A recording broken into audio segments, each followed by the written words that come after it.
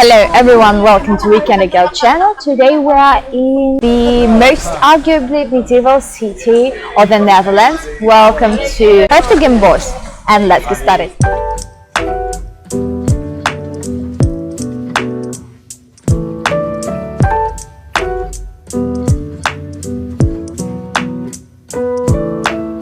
If Amsterdam is the flashy Instagram influencer of the Netherlands and Rotterdam is the workaholic startup raw, then there is s-Hertogenbosch is the eccentric uncle with endless war stories and a questionable sense of humor. The name of the city literally means the Duke's Forest, which sounds like Netflix medieval spin-off nobody asked for but somehow got renewed. Founded in 1185 by Henry I, Duke of Brabant, the city was planted right in the middle of swamps. Forget tulip fields. This was mud, frogs and mosquitoes on steroids, but the swampy terrain made it nearly impossible to conquer the place, earning the nickname the Swamp Dragon. Imagine branding your city after a mud monster. That's some really bold marketing. For centuries, the swamp defense worked. Even the fearsome Duke of Alva, Spain's enforcer during the 80 Years' War, couldn't crack it.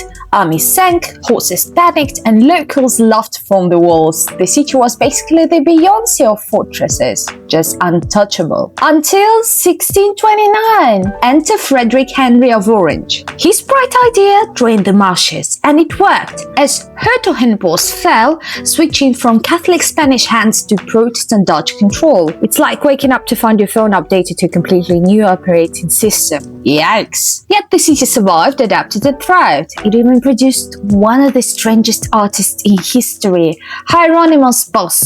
Born here around 1450, he painted nightmares that make Stranger Things look like a Disney animation. Demons, mutants, surreal landscapes, basically medieval acid trip. Art historians still debate his meaning, but I say it's too much cheese before bed, that's all. Fast forward to the French era, namely the end of the 18th century. Napoleon strolled in with his boys, dropped off his laws, and installed relatives as kings like it was family business, which I suspect it was for him. Although called the Duke's Forest, s-Hertogenbosch has always been a fortress, a citadel, a defense point against Holland and other neighboring counties. Ever since its foundation around 1180s, 1190s by the then Duke of Brabant.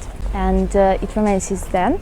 Of course, the first walls around the city, they were easily destroyed early in the 13th century, around 1205, but later the amount of walls was just growing and growing, and the number of citadels increasing and increasing around the city just with its expansion. Actually, you can see loads of them even nowadays all throughout the city, and I think that's one of the reasons this city is called a truly medieval one throughout the whole country, because of the sheer amount of buildings belonging to that period, which is very interesting and enjoyable to look for and to make photos with and videos.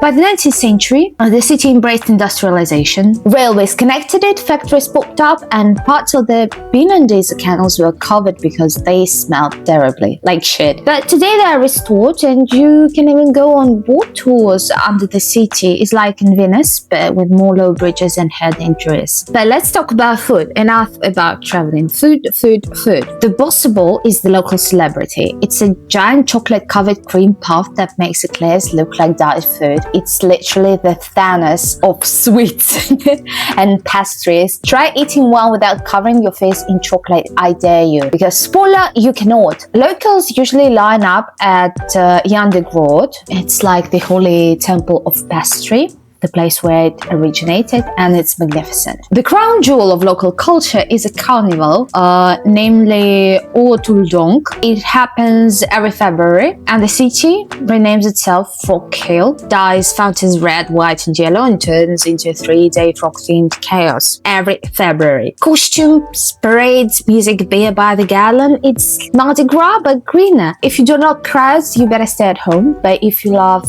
the absurdity of it all, you are most most welcome. The 20th century brought the Second World War. The Nazis occupied s-Hertogenbosch until 1944, when Allied forces liberated it during Operation Pheasant, and I still can't stop laughing about that one because naming an operation after a fancy chicken, that's just ridiculous. The fighting was rough, but the city recovered quickly actually, because you know what, swamp dragons don't go down easily. Modern s-Hertogenbosch balances history and hipster vibes. There is a North Brabant's museum which mixes medieval masterpieces with modern art that looks suspiciously like random objects from IKEA. There is the famed St. John's Cathedral that dominates the skyline with Gothic drama and even features a 21st century angel holding a phone, because even heaven needs Wi-Fi, I guess. Festivals keep the city alive, like Otuldonk and Jazz in Juketown, which fills the squares, everything. Lots of theatre and food festivals follow, and markets burst with cheese, flowers and raw herring. But what sets s-Hertogenbosch apart isn't just history of food, it's the vibe. As I've already mentioned, there are lots of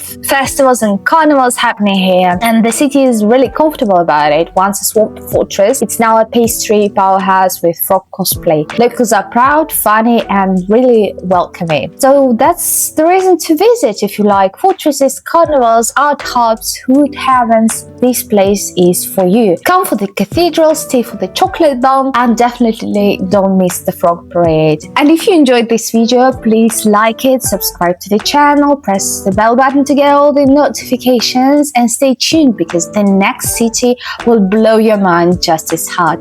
See you later. Bye bye.